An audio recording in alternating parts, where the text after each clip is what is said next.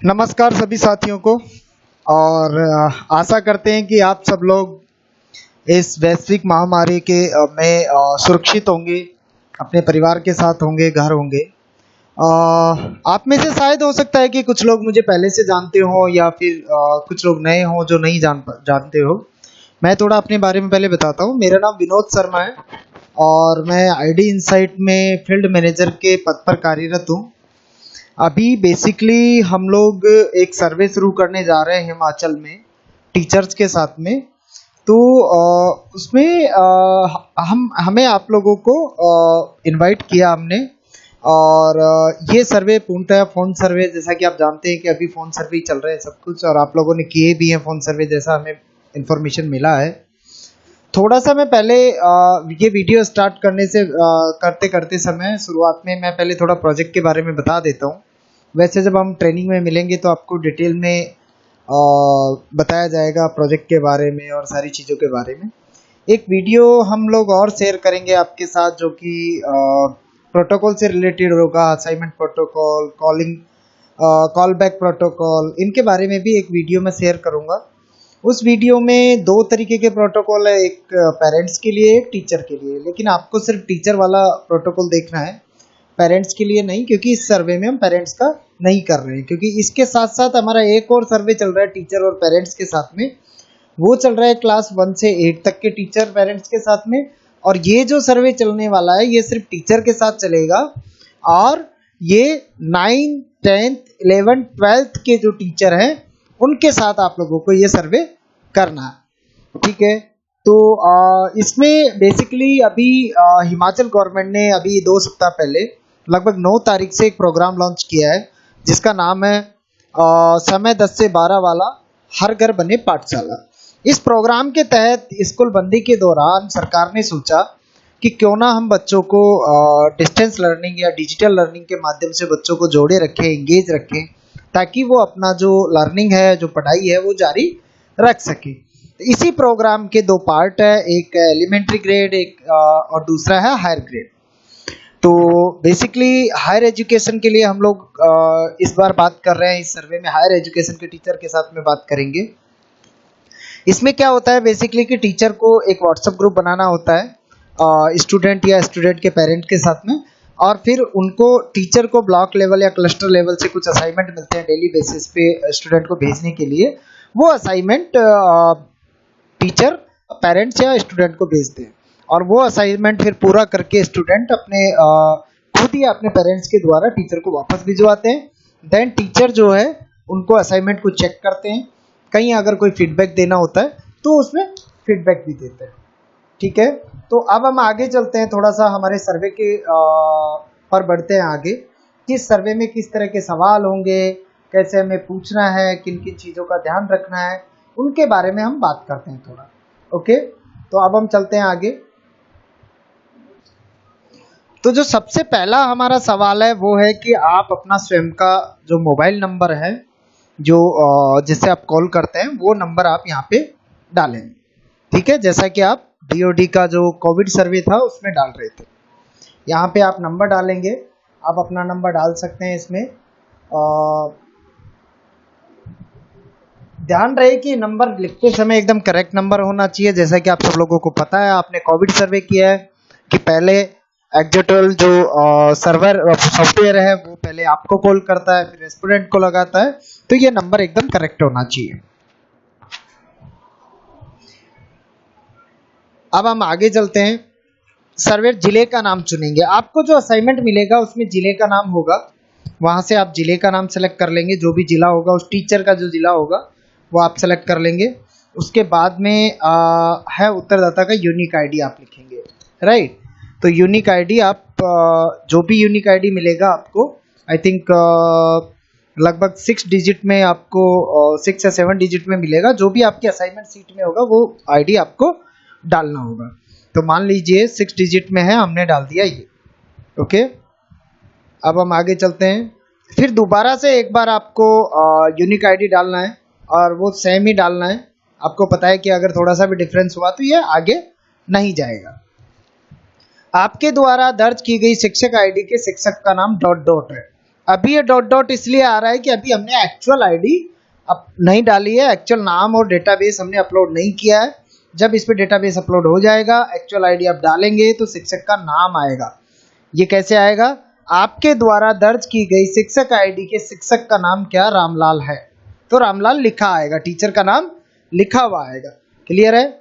ये नाम सही है या नहीं? अगर ये नाम सही है नहीं है तो फिर क्या करेंगे, आप अपनी असाइनमेंट शीट वापस चेक करेंगे और देखेंगे कि क्या ये नाम सही है या नहीं है। ठीक है, चलते हैं, हम आगे चलते हैं। इस टीचर के साथ कॉल का ये आपके कौन से नंबर का प्रयास है? ये आपने फोन सर्वे किया होगा, आपको पता होगा कि ये अटेम्प्ट हम लिखते हैं कि पहली बार कॉल कर रहे हैं, दूसरी बार कर रहे हैं, तीसरी बार कर रहे हैं, चौथी बार उस पर्टिकुलर आईडी पे, तो वो आपको अटेम्प्ट नंबर डालना है। ओके, चलिए हम आगे चलते हैं। यहाँ पे कुछ नहीं करना है आपको, टाइम और डेट ऑटोमेटिकली लेता है।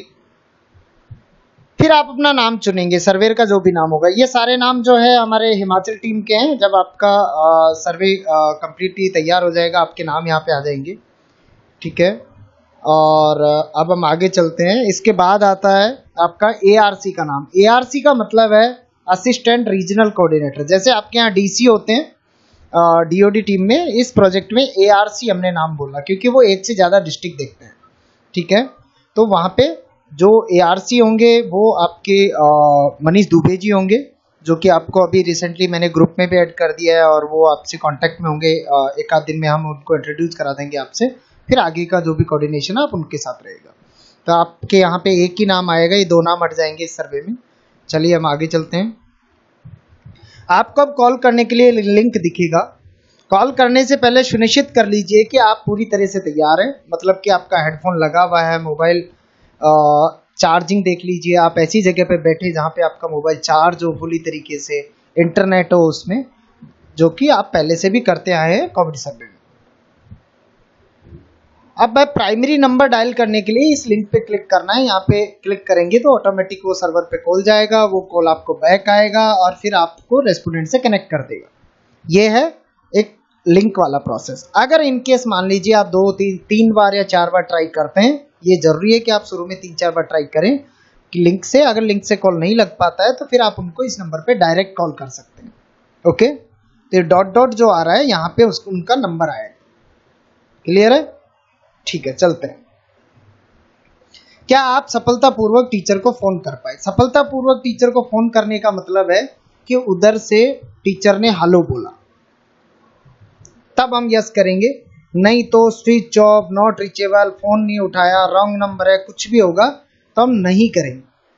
क्लियर है ये क्वेश्चन पे कोडिंग?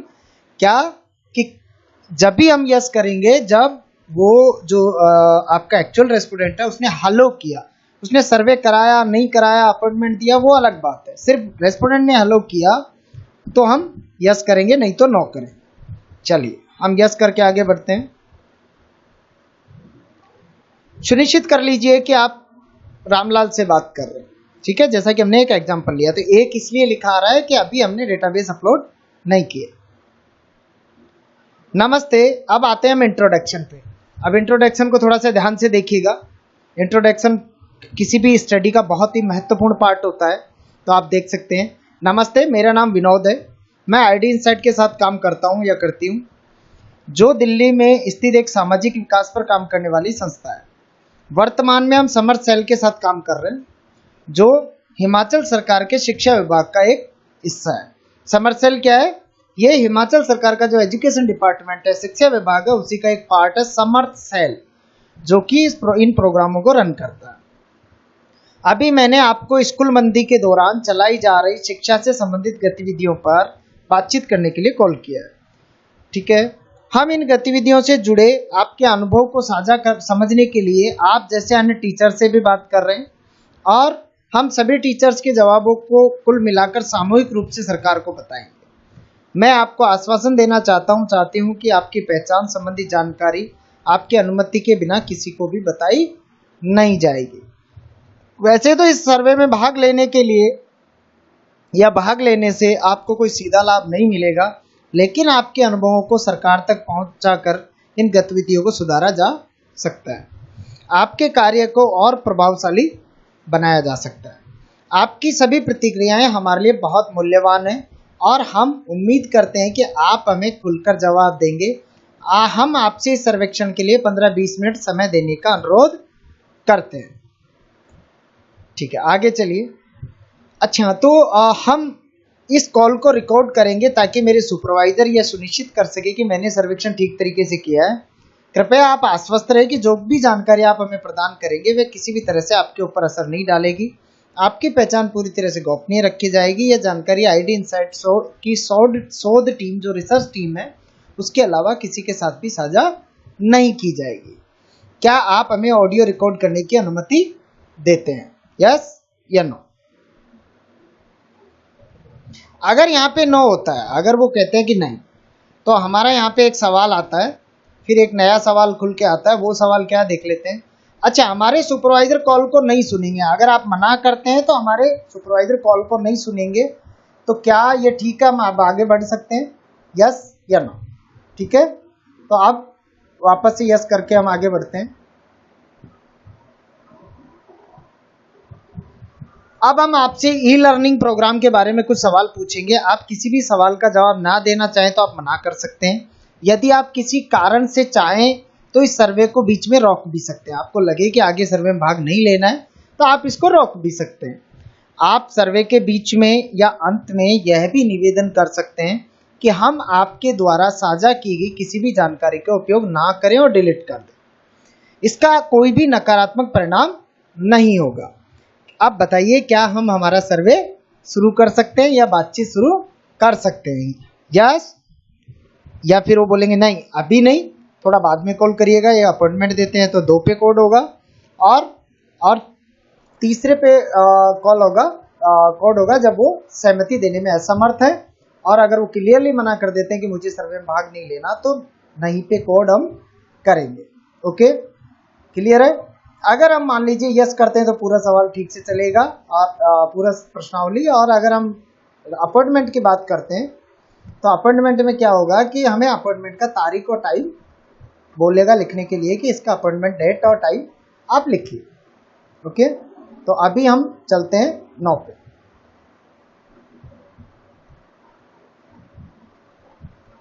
अब है कि अब मैं आपसे आपके बारे में कुछ सवाल पूछने जा रहा हूँ। ठीक है, ये नोट जब जब भी आते हैं प्लीज ध्यान रखिएगा कि नोट को बताने का मतलब ये होता है कि नोट जो है आदमी का माइंडसेट सेट करते हैं कि अब मुझे अगला जो सामने वाला है मेरे से कौन से किस तरीके के सवाल पूछना चाह रहा है। ओके, तो अब हम आगे चलते हैं। अब ये जो डॉट डॉट आ रहा है यहाँ पे स्कूल का नाम आएगा। तो क्या आप government senior secondary school Rampura विद्यालय में पढ़ाते हैं या पढ़ाती है? क्लियर है? यहाँ पे नाम आएगा जब आप एक्चुअल सर्वे शुरू करेंगे। क्लियर है? तो क्या आएगा, एक बार आप में से कोई बोल के बताइए। करेक्ट। क्या आप गवर्नमेंट सीनियर सेकेंडरी स्कूल या गवर्नमेंट सीनियर सेकेंडरी रामपुरा विद्यालय में पढ़ाते हैं या पढ़ाती है? यस या नो? और अगर हम नो करते हैं तो फिर यहाँ पे एक सवाल पूछेगा, सॉरी, अगर हम यस करते हैं तो आगे जाएंगे और नो करते हैं तो फिर कुछ नहीं है। उसके बाद आप स्कूल में कौन कौन से विषय पढ़ाते हैं? दूसरा सवाल हमारा क्या है कि आप सब्जेक्ट कौन कौन से पढ़ाते हैं? हिंदी, अंग्रेजी, गणित, सामाजिक विज्ञान या अन्य? ओके, तो अन्य है तो फिर अन्य लिखेंगे, नहीं तो फिर जो भी है कि उन्होंने बताया कि हिंदी और अंग्रेजी में पढ़ाता हूँ तो वहाँ पे कोड कर दिया, मल्टीपल सेलेक्टेड। आप कौन कौन से माध्यमिक या उच्च माध्यमिक कक्षाओं को पढ़ाते हैं? अब आता है कि अच्छा, हमें ये तो पता है कि वो हायर एजुकेशन वाले या हायर ग्रेड के टीचर हैं, लेकिन हायर ग्रेड में भी 4 क्लास है, 9, 10, 11, 12। तो हम पूछेंगे उनसे कौन कौन सी क्लासों को वो पढ़ाते हैं। तो वो बताएंगे कि हाँ जी, मैं एक 9th को पढ़ाता हूँ, 10th को पढ़ाता हूँ, या फिर मैं 10th और 11th को पढ़ाता हूँ। ठीक है, 10th और 11th हमने लिख दिया है। फिर है, अब हम बात करेंगे आपसे awareness of programme, goal, own role और रेस्पॉन्सिबिलिटी, कि प्रोग्राम की जानकारी, उसके लक्ष्य क्या है, क्यों चलाया गया प्रोग्राम, आपके रोल और रेस्पॉन्सिबिलिटी क्या है, उसके बारे में अभी अगले सेक्शन में हम आपसे बातचीत करेंगे। ठीक है, अब देखिए, क्या आपने हिमाचल सरकार या हिमाचल प्रदेश सरकार द्वारा शुरू की गई समय 10 से 12 वाला हर घर बने पाठशाला पहल या कार्यक्रम के बारे में सुना है। सिर्फ हम बात कर रहे हैं यहाँ पे सुनने की, कि कहीं से भी कैसे भी उन्होंने ये नाम सुना है या नहीं सुना है।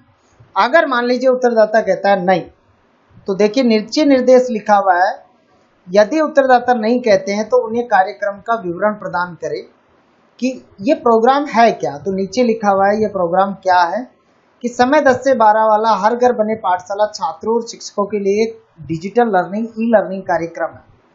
यह स्पष्टीकरण देके फिर दोबारा पूछेंगे क्या इस तरह के आप कोई प्रोग्राम को जानते हैं या नहीं जानते, सुना है या नहीं सुना है। फिर अगर वो यस कहते हैं तो फिर लिखेंगे हाँ उत्तर। फिर देखिए 2 यस है यहाँ पे, क्यों है? एक तो ये है कि बिना डिस्क्रिप्शन बिना परिभाषा बताए उन्होंने बता दिया यस मैं जानता हूँ।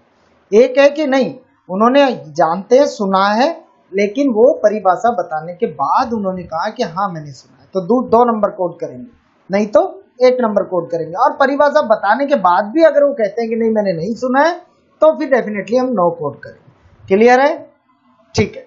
आपको ये भी ध्यान में रखना चाहिए कि ये प्रोग्राम जितने भी टीचर है सबको सारे टीचर इसमें इन्वॉल्व है, कार्य कर रहे हैं, तो ये चांसेस कम होते हैं कि वो बोले कि मैं इस प्रोग्राम के बारे में नहीं जानता हूँ। ओके, चलिए मान लीजिए डिस्क्रिप्शन के बाद वो जानते हैं। चलिए हम आगे चलते हैं। अब आते हैं कि अच्छा आपने बताया कि आप इस कार्यक्रम के बारे में जानते हैं, कि आपने इस कार्यक्रम के बारे में कहाँ से सुना है, आप बताएं। तो मान लीजिए उन्होंने बोला कि मैंने टीवी पर समाचार में देखा था शुरू में, ठीक है। अब आपने टीवी कोड कर दिया, लेकिन आप आगे नहीं जाएंगे। जब भी मल्टीपल रेस्पॉन्स होता है कहीं पे भी, तब आपको थोड़ा सा प्रॉप करना पड़ता है कि अच्छा टेलीविजन, इसके अलावा और कहाँ से सुना था। फिर उन्होंने बोला मोबाइल पे व्हाट्सअप आया था, ठीक है। तो व्हाट्सअप पे हम क्या कोड करेंगे, सोशल मीडिया। या फिर इसके अलावा नहीं जी मुझे पता चला था मेरे जो ब्लॉक अधिकारी हैं बीआरसीसी हैं उन्होंने मुझे बताया था, ठीक है। बीआरसीसी ब्लॉक ऑफिसर हैं, उन्होंने बताया था। तो फिर हम क्या करेंगे, क्लस्टर पे कोड करेंगे, क्लस्टर ब्लॉक डिस्ट्रिक्ट अधिकारी, राइट।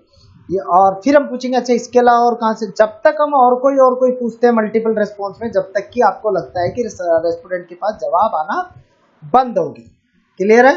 चलिए उन्होंने बताया टेलीविजन पे और ब्लॉग पे और उनको सोशल मीडिया पे पता चला। क्लियर है? अब चलते हैं आगे।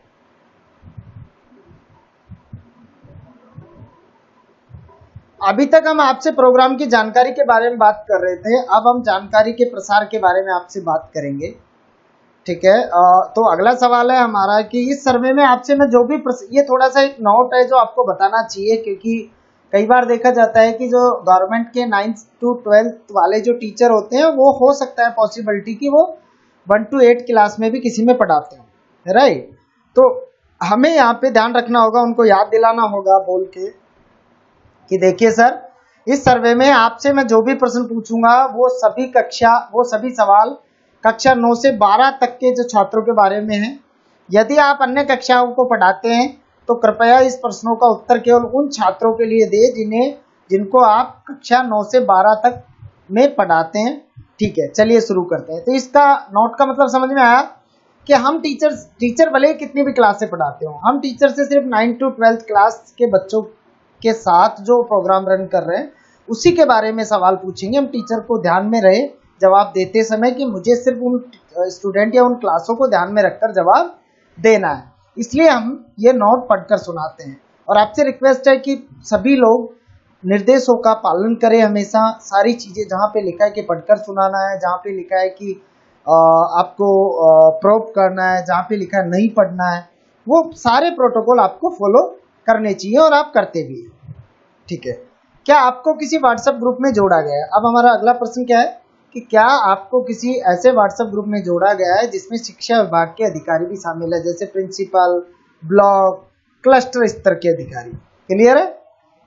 कोई भी हो, चाहे वो प्रिंसिपल हो ऐड होगा तो भी हम यस करेंगे, ब्लॉक लेवल होगा, क्लस्टर लेवल होगा तो भी हम यस करेंगे। टीचर जुड़ा हुआ है यानी। क्लियर है? टीचर से हम क्या पूछ रहे हैं यहाँ पे, आप में से कोई बताएगा? जी करेक्ट। आपको टीचर से हम पूछ रहे हैं कि क्या आपको किसी भी ऐसे व्हाट्सएप ग्रुप में जोड़ा गया है जिस व्हाट्सएप ग्रुप में शिक्षा विभाग के जो ब्लॉक लेवल, स्कूल लेवल या क्लस्टर लेवल के अधिकारी भी शामिल है, यस या नो? मान लीजिए यस करते हैं हम, चलते हैं आगे। क्या आपने कक्षा 9 से 12 तक के छात्रों के साथ व्हाट्सएप, देखिए 2 व्हाट्सएप ग्रुप की बात हो रही है यहाँ पे। पहला व्हाट्सएप ग्रुप था कि क्या आप किसी व्हाट्सएप ग्रुप के मेंबर हैं जिसमें ब्लॉक, क्लस्टर या स्कूल लेवल के ऑफिसर हैं एजुकेशन के। फिर अब बात हो रही है कि अच्छा क्या आपने कोई व्हाट्सएप ग्रुप बनाया है जिसमें कक्षा 9 से 12 तक के छात्र भी शामिल है, या उन छात्रों के लिए कोई आपने व्हाट्सएप ग्रुप बनाया, यस या नो। क्लियर है? आपके द्वारा बनाए गए व्हाट्सएप ग्रुप या ग्रुपों में किस किस कक्षा के छात्र शामिल हैं। आपने, हो सकता है कि टीचर ने बहुत सारे ग्रुप बनाए हो, अलग अलग कक्षा वाइज बना लिए हो, सब्जेक्ट वाइज बना लिए हो, या एक भी ग्रुप बना सकते हैं। तो यहाँ पे ग्रुप और ग्रुपों की बात कर रहे हैं कि जितने भी आपने ग्रुप बनाए हैं उन ग्रुपों में कौन कौन सी कक्षा के छात्र शामिल है। तो उन्होंने बोला है कि जी मैं जो हमारा ग्रुप है वो 9, 10 और 11th का है, या 12th का भी, चारों क्लासों का।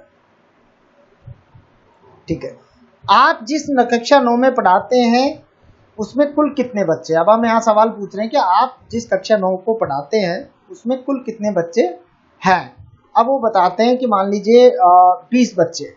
ओके, तो हमारा दूसरा सवाल आता है कि क्या कक्षा 9 में 20 में से अभी तक कितने छात्रों को आपने व्हाट्सएप ग्रुप में जोड़ा है, या कक्षा 9 में से 20, जैसा कि आपने बताया कि कक्षा 9 में 20 छात्र हैं, 20 छात्रों में से अभी तक कितने छात्रों को आपके द्वारा व्हाट्सएप ग्रुप में जोड़ा गया है। क्योंकि पॉसिबिलिटी है कि हो सकता है कि कुछ छात्र जुड़े हों, हो सकता है सभी छात्र जुड़े हों, और हो सकता है ज्यादातर जुड़ गए हों, कुछ रह रहे।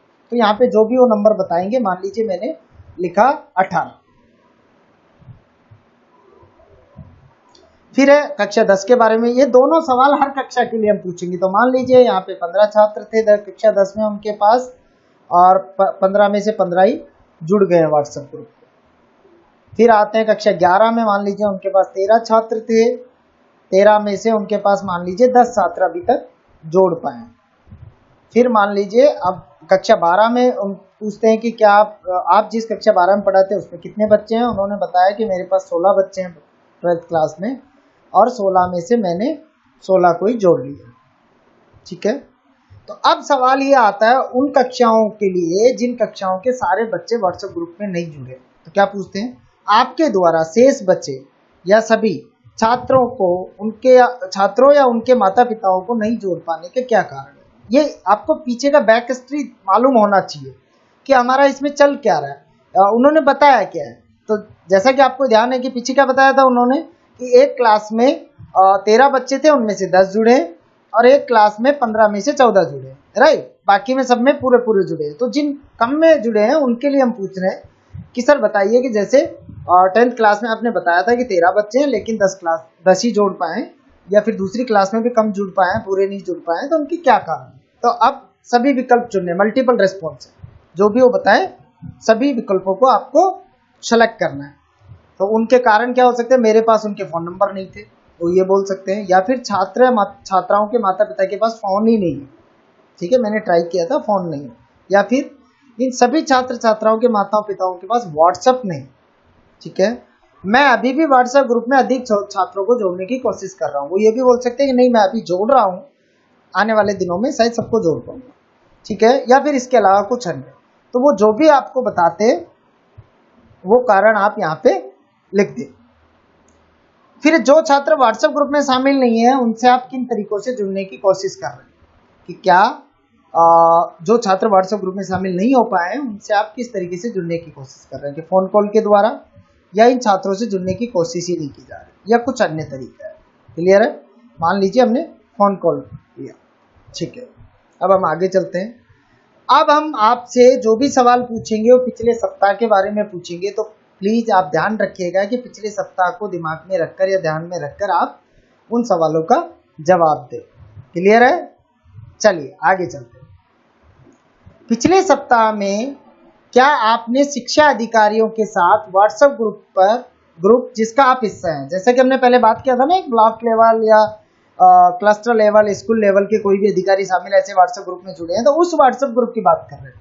पिछले सप्ताह में क्या आपने शिक्षा अधिकारियों के साथ व्हाट्सएप ग्रुप जिसमें आप भी शामिल हैं, उस ग्रुप पर कक्षा 9 से 12 के छात्रों के लिए कोई दैनिक पाठ या होमवर्क के बारे में आपको कोई संदेश मिला है या नहीं मिला है? ठीक है, क्लियर? यस, अगर मान लीजिए वो कहते हैं कि हाँ मुझे मिला है, हम आगे चलते हैं। पिछले सप्ताह में आपने कक्षा 9 से 12 के छात्रों के लिए कितने दिनों तक दैनिक पाठ या होमवर्क के बारे में संदेश प्राप्त किया? अगर मान लीजिए वो कहते हैं कि हाँ मुझे संदेश मिले हैं लेसन असाइनमेंट और जो स्टूडेंट की जो होमवर्क है उससे रिलेटेड उस ग्रुप पे, तो हम पूछ रहे हैं कितने दिनों तक, पिछले 7 दिनों में। तो यहाँ पे इतना ध्यान रखिए कि हम लोग ये जरूर बोलते हैं कि उनको विकल्प पढ़ के सुनाते हैं, और जब भी इस तरह के विकल्प पढ़ के सुनाते हैं तो एक चीज ध्यान रखिएगा, सवाल सही पूछने का तरीका क्या है मैं एक बार आपको पूछ के बताता हूँ, ठीक है? पिछले सप्ताह में आपने कक्षा 9 से 12 के छात्रों के लिए कितने दिन तक दैनिक पाठ, असाइनमेंट, होमवर्क के बारे में संदेश प्राप्त किए हैं?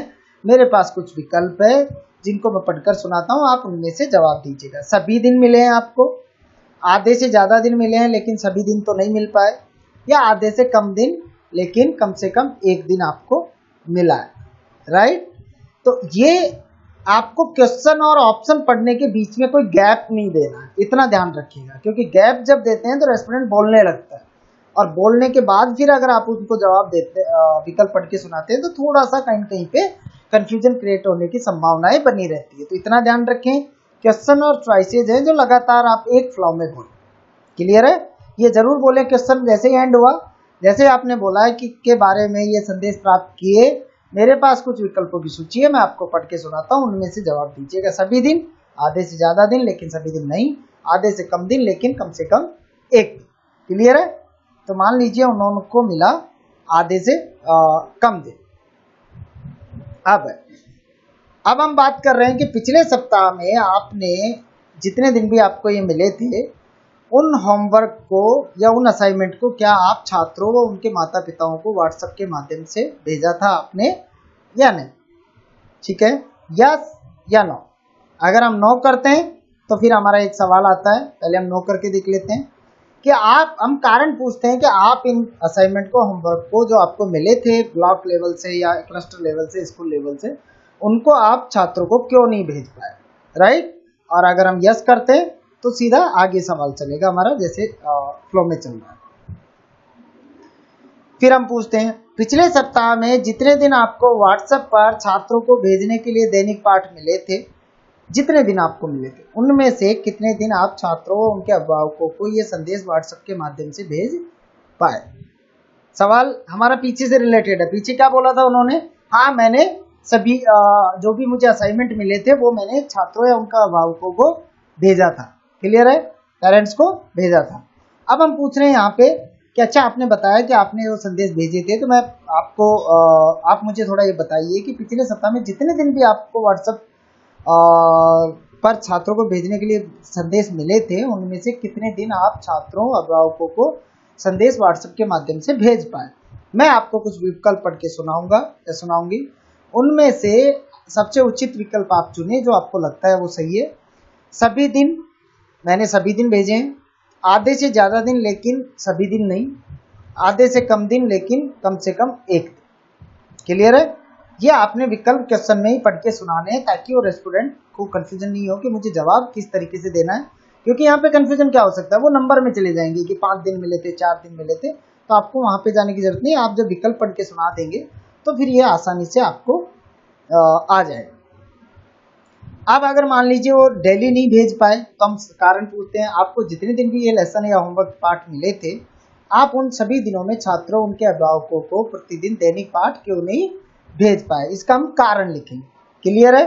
ठीक है, अभी हम मान के चलते हैं कि सभी दिन हमने भेजे थे, या फिर हम मान के चलते हैं कि आधे दिन ही भेज पाए थे, सभी दिन ही भेजे थे। तो मैं लिख देता हूँ यहाँ पे कारण उन्होंने बताया कि और कारण आपको मैसेज वाली भाषा में लिखना है, हिंदी वाली भाषा में लिखना है, ऐसा कोई जरूरी नहीं कि आप इंग्लिश में लिखे।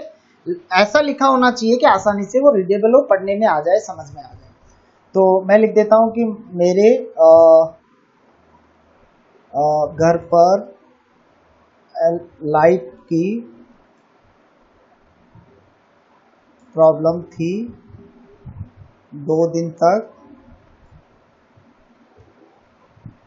इसलिए सभी दिन नहीं भेज पाए। क्लियर है? तो जो भी आप उन्होंने बोला आपने वर्ड टू वर्ड लिख दिया और आगे चले।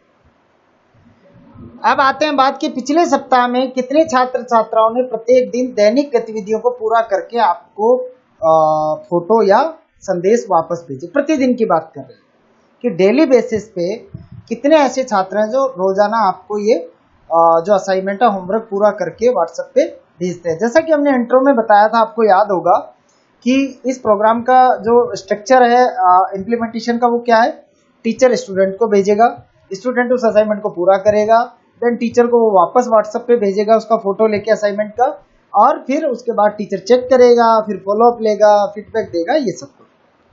तो उसी से रिलेटेड सवाल है कि आपने टीचर ने बताया कि आपने स्टूडेंट को भेजा भी है, तो क्या आप मुझे बता सकते हैं कि उनमें से कितने ऐसे छात्र हैं जो डेली बेसिस पे आपको ये फोटो संदेश वापस भेजते थे। मैं आपको कुछ विकल्प पढ़ के सुनाऊंगा, उनमें से सभी आप सबसे उचित विकल्प चुने जो आपको लगता है कि सभी छात्र भेजते थे प्रतिदिन, आधे, सभी तो नहीं भेजते थे आधे, लेकिन आधे से ज्यादा भेजते थे, या फिर आधे से भी कम छात्र भेजते थे, अगर एक भी भेजते हैं तो यहाँ, या फिर कोई भी छात्र वापस नहीं भेजते। क्लियर है? ये ऑप्शन क्लियर है? जो भी वो बताएंगे वो आप कॉर्ड कर लेंगे, ठीक है। मान लीजिए सभी छात्र भेजते थे या फिर आधे से ज्यादा भेजते थे, आपने कॉर्ड कर लिया। अब हम चलते हैं, अब हम यहाँ पे आते हैं एक्सेस टू इंफॉर्मेशन, ठीक है।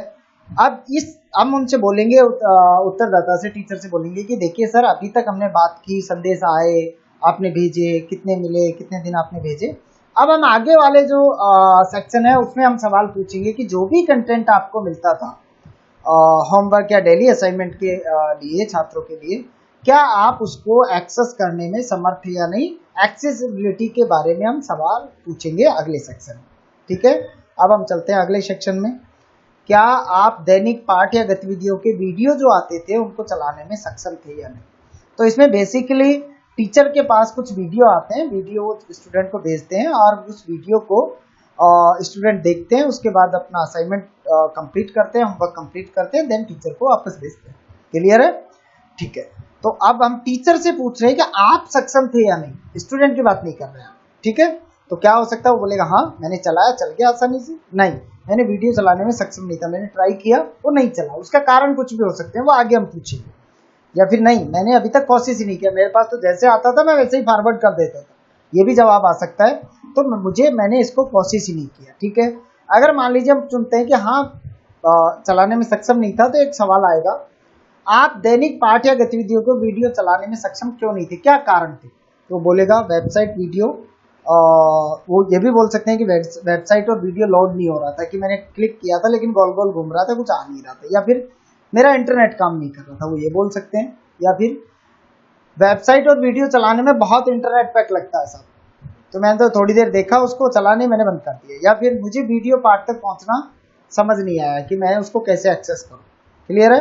तो ये जो भी होगा आंसर हम यहाँ पे कोड कर देंगे, कोड करके हम आगे चलते हैं। फिर हमारा सेक्शन आता है ई। देखिए सर, हमने अभी अब एक्सेसिबिलिटी के बारे में बात किया, अब हम बात करते हैं जनरल फीडबैक के बारे में, इस प्रोग्राम के फीडबैक के बारे में, ठीक है।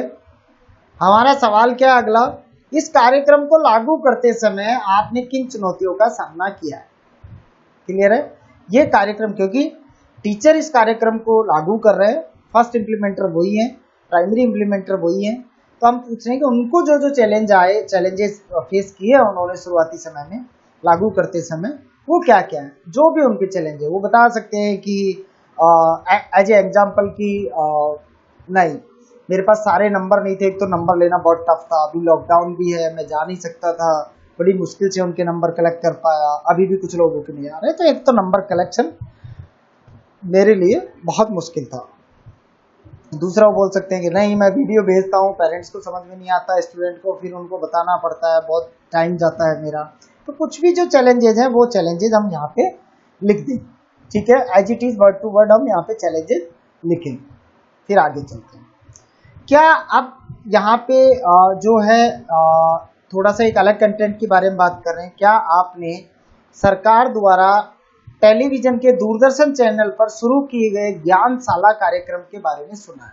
मैं थोड़ा इस प्रोग्राम के बारे में बता देता हूँ, इस चैनल ये जो कार्यक्रम इसके बारे में बताता हूँ कि सरकार ने क्या किया कि व्हाट्सएप के द्वारा तो एजुकेशन चालू किया है, साथ में 10वीं, सिर्फ 10वीं और 12वीं क्लास 10वीं से 12वीं नहीं, सिर्फ क्लास 10th क्लास 11th के लिए उन्होंने क्या किया कि जो दूरदर्शन का डीडी हिमाचल चैनल है, दूरदर्शन का, क्योंकि स्टेट वाइज भी चैनल होते हैं, तो डीडी हिमाचल चैनल पर उन्होंने कक्षा 10 और 12 के लिए उन्होंने कुछ कंटेंट तैयार किया टीवी पे, और उन्होंने टीवी पे चलाया।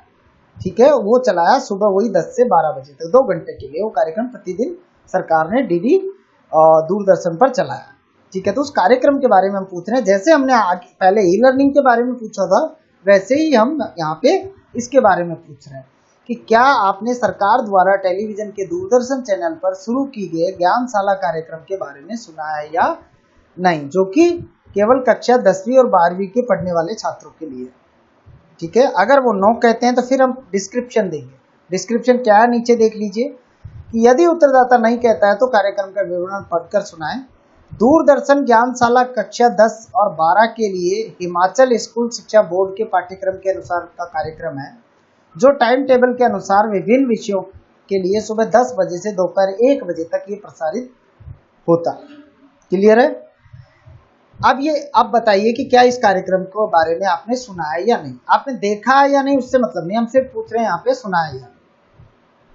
यदि यह स्पष्टीकरण प्रदान करने के बाद भी उत्तरदाता ने अभी भी कार्यक्रम के बारे में बोलते हैं कि मैंने नहीं सुना, तो हम नहीं चुने। क्लियर है? अब मान लीजिए आप मुझे बताइए कि अगर वो बताते हैं, ये डिस्क्रिप्शन पढ़ने के बाद में वो आपको बताते हैं कि हाँ मैंने सुना है, तो आप कहाँ कोड करेंगे? आप में से बताइए कोई। क्लियर, हम लोग कोड करेंगे सेकंड नंबर। बहुत अच्छा, तो हम सेकंड नंबर पे कोड करते हैं और आगे चलते हैं। अब मैं आपसे दूरदर्शन ज्ञानशाला कार्यक्रम के बारे में कुछ सवाल पूछूंगा या कुछ प्रश्न पूछूंगा या बातचीत करूंगा। क्या आपने दूरदर्शन ज्ञानशाला कार्यक्रम टीवी पे देखा है या नहीं? सिंपल सा कैसे, यस या नो। मान लीजिए यस करते हैं, हम आगे चलते हैं। आपके अनुसार छात्रों के लिए टीवी कार्यक्रम की सामग्री कितनी दिलचस्प है? जो टीवी पे जो कंटेंट आता है, जो सामग्री आती है, आपके हिसाब से स्टूडेंट के लिए कितनी दिलचस्प है, रोचक है? तो हाँ, बहुत रोचक है, बहुत इंटरेस्टिंग है, या फिर नहीं, ज्यादा नहीं है, सामान्य रूप से रोचक है, या फिर रोचक नहीं है, बिल्कुल भी रोचक नहीं है, या फिर मैं टीवी कार्यक्रम की सामग्री से अच्छी तरह वाकिफ नहीं हूँ, मैंने बहुत ज्यादा नहीं देखा, थोड़ा बहुत एक बार देखा था शुरुआत में, उसके बाद में नहीं देखा, तो मुझे बहुत ज्यादा पता नहीं है कि उसकी कंटेंट या सामग्री है क्या। क्लियर है? ठीक है, अब हमने लिखा मान लीजिए सामान्य रूप से रोचक। तो फिर है, आपके अनुसार टीवी कार्यक्रम के पाठों की सामग्री की कठिनाई का स्तर क्या है, कि कितनी कठिन है? ठीक है, क्योंकि हमने नीचे लिखा ना वहां पे कि हमने पिछले क्वेश्चन पे एक बार और चलते हैं।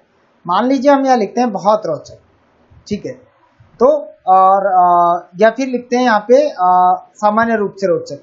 लेकिन अगला सवाल जो आएगा हमारा वो क्या है? कठिनाई का, जो कि आपको लगता है कि जो सामग्री है उसमें क्या कितना प्रॉब्लम है। ठीक है, क्या किस तरीके से, तो उनका स्टेटस पूछ रहे हैं, जैसे कि बहुत आसान, थोड़ा और कठिन बनाना चाहिए, या फिर ना ज़्यादा आसान ना ज़्यादा कठिन है, ऐसे ही रखना चाहिए, या फिर बहुत कठिन है थोड़ा आसान और बनाना चाहिए, या फिर वो बोल सकते हैं वापस कि नहीं जी मुझे तो मतलब कंटेंट के बारे में बहुत ज़्यादा इन्फॉर्मेशन नहीं है, मैंने कंटेंट को अच्छी तरीके से नहीं देखा अभी तक। क्लियर है? तो जो भी उनका फीडबैक होगा हम सेलेक्ट करेंगे, टिक मार्क करेंगे और आगे चलेंगे।